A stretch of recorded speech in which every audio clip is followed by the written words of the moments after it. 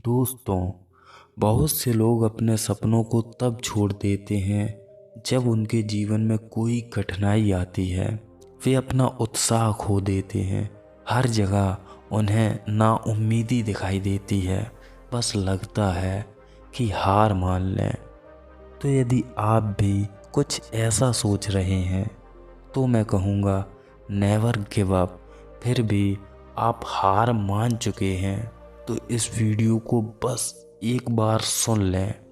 शायद आपका इरादा बदल जाए। क्या पता आप भी बिना डरे तूफानों से भिड़ना सीख जाएं।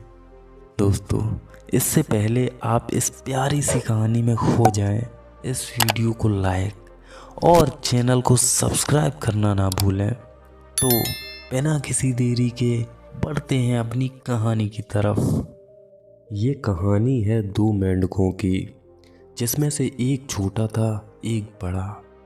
वे दोनों बचपन से ही जंगल के एक छोटे से तालाब में साथ साथ पले बड़े तथा उन्होंने अभी तक का अपना पूरा जीवन उसी तालाब में बिताया था। वो तालाब और उसके आसपास का जंगल मानो उनके लिए उनकी पूरी दुनिया बन चुका था। साथ ही उन्हें जंगल के अलग अलग इलाकों में घूमना भी काफ़ी पसंद था। एक दिन वे ऐसे ही घूमते घूमते एक खेत में पहुंच गए, जहां उन्होंने देखा एक ग्वाला जो अपनी गायों का दूध निकाल रहा था। उन्होंने इससे पहले कभी किसी को ऐसे दूध निकालते नहीं देखा था। उस ग्वाले ने दूध निकालकर उसे टीन के एक डिब्बे में भरकर रख दिया। वे दोनों दूध को बड़े ध्यान से देख रहे थे, क्योंकि उन्होंने इससे पहले दूध जैसी कभी कोई चीज़ नहीं देखी थी। उनके दिमाग में तरल पदार्थ के नाम पर केवल तालाब का मटीला पानी था। कुछ देर उस दूध को देखने के बाद उनके दिमाग में एक ख्याल आया, कितना सफ़ेद पानी है और इसमें तैरने में कितना मज़ा आएगा। वे उस दूध में तैरने के बारे में सोच ही रहे थे कि एक साथ वे उस दूध से भरे डिब्बे में छलांग लगा देते हैं। डिब्बे में आने के बाद वे एक दूसरे से बोले, अरे देख भाई, कितना अच्छा पानी है, इसमें तैरने में कितना मज़ा आ रहा है। इतना कहकर वे उस दूध में उछल कूद करने लगे। वे मज़े लेने में इतने व्यस्त हो गए कि उन्हें वक्त का पता ही नहीं चला कि कब शाम होने को आई। ढलता सूरज देख बड़े वाले मेंढक ने छोटे मेंढक से कहा, छोटे, हमने इस पानी में काफ़ी मज़े ले लिए, अब चलो जंगल यानी अपने घर चलते हैं। छोटा मेंढक भी बोला, हाँ भाई, तुम सही कह रहे हो, अब हमें घर के लिए निकलना चाहिए। फिर वे दोनों उस डिब्बे से बाहर निकलने के लिए छलांग लगाते हैं, पर डिब्बा इतना ऊंचा था कि उनकी कोशिश नाकाम रही। कई बार उछलने के बाद जब वे बाहर निकलने में सफल ना हुए तो उन्होंने सोचा, शायद यहाँ से बाहर निकलना आसान नहीं।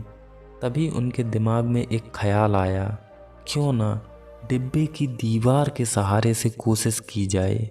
लेकिन वो दीवार दूध की वजह से इतनी चिकनी हो गई थी कि जैसे ही मेंढकों ने उस पर पैर जमाने की कोशिश की, वे छपाक से दूध में गिरे आके। ऐसे ही उन्होंने वहाँ से बाहर निकलने के लिए लगातार कई प्रयास किए, पर उनका हर प्रयास असफल रहा। अब छोटा मेंढक बोला, भाई, हमें कैसे भी करके इस दूध से बाहर तो निकलना ही है, चाहे कुछ भी हो जाए। और अब लगता है यहाँ से बाहर निकलने का केवल एक ही तरीका है, लगातार तैरना। हमें ऐसे तैरते देख हो सकता है कोई हमें यहाँ से बाहर निकाल दे। इतनी बात होने के बाद वे दोनों वहाँ तैरने लगते हैं। तैरते तैरते समय बीतता गया। 1 घंटा, 2 घंटे, 3 घंटे और 4 घंटे बीत गए पर कोई नहीं आया। अब तैरते तैरते बड़ा मेंढक थक गया। धीरे धीरे उसके पैर चलने भी बंद होने लगे। छोटे, अब मुझसे और नहीं तैरा जाएगा, मेरे पैर जवाब दे रहे हैं। ये सुनकर छोटा मेंढक बोला, भाई तुझे लगातार तैरना होगा। अगर तूने तैरना बंद किया तो तू डिब्बे के तल में चला जाएगा और वहाँ तेरा सांस लेना नामुमकिन है और फिर सांस ना लेने की वजह से तेरी मौत हो जाएगी। अपन को मरना नहीं है, इसलिए तू मेरे साथ धीरे धीरे तैर। छोटे मेंढक की बात मानकर वो थोड़ी देर तक और तैरता है, पर कुछ समय बाद वो बोला, अब मुझसे और नहीं तैरा जाएगा। हम दोनों बचपन से एक साथ बड़े हुए, जिंदगी में एक दूसरे के साथ खूब मौज मस्ती की।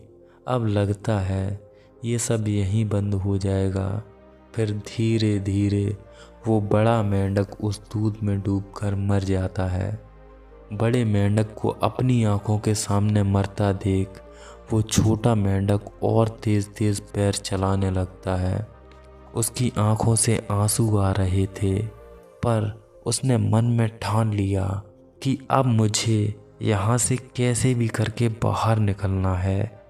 यदि मैंने भी अपने पैर चलाने बंद कर दिए तो मैं भी अपने दोस्त की तरह यहीं मर जाऊंगा। इतना कहकर वो जोर जोर से तैरने लगा। और हम सभी को पता है कि यदि दूध को थोड़ी देर तक चलाया जाए तो उसमें से मक्खन बाहर आने लगता है। ठीक बिल्कुल ऐसा ही हुआ। घंटों दूध में पैर चलने पर मक्खन ऊपर आने लगता है। जब उस मेंढक ने थोड़ी देर और पैर चलाए तो बहुत सारा मक्खन दूध के ऊपर तैरने लगा। मक्खन के ढेर को देखते ही वो उस पर चढ़ गया और अपनी पूरी ताकत से उसने छलांग लगाई। उसके छलांग लगाते ही वो छोटा मेंढक उस डिब्बे से बाहर आ गया। उसे समझ नहीं आ रहा था आखिर आज उसके साथ हुआ क्या। उसके बचपन का एकमात्र दोस्त उसे अकेला छोड़कर चला गया क्योंकि उसने अपने पैर चलाना बंद कर दिए थे। फिर उसने सोचा यदि वो भी मेरी तरह लगातार पैर चलाता रहता तो इस वक्त वो भी मेरी तरह इस डब्बे से बाहर निकल आता और उसकी मौत ना होती। दोस्तों, जिंदगी गुलाबों का बिस्तर नहीं, हर किसी को कभी न कभी कांटों से भरे पथ से गुजरना ही पड़ता है। हम सभी कठिन समय का सामना करते हैं। हालांकि जीवन के कठिन समय में ज़्यादातर लोग हार मानने के बारे में सोचते हैं, पर कोई फ़र्क नहीं पड़ता कि आप किसी चीज़ को लेकर कितने जुनूनी हैं या आप अपने जीवन में कितना कुछ पाना चाहते हैं। जब जीवन कठिन हो जाता है तो हम अंदर से टूट जाते हैं।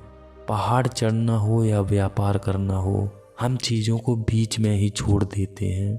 पर याद रखें, यही वो क्षण होता है जब आपको खुद से कहना चाहिए, हार मत मान।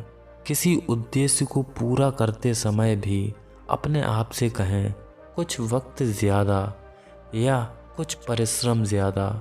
यदि उद्देश्य पर फतह हासिल करनी है तो लगातार धैर्य, साहस और दृढ़ता से सभी बाधाओं को पार करना ही होगा। दोस्तों, जिंदगी में कैसी भी परिस्थिति आ जाए, हमें कभी हार नहीं माननी चाहिए।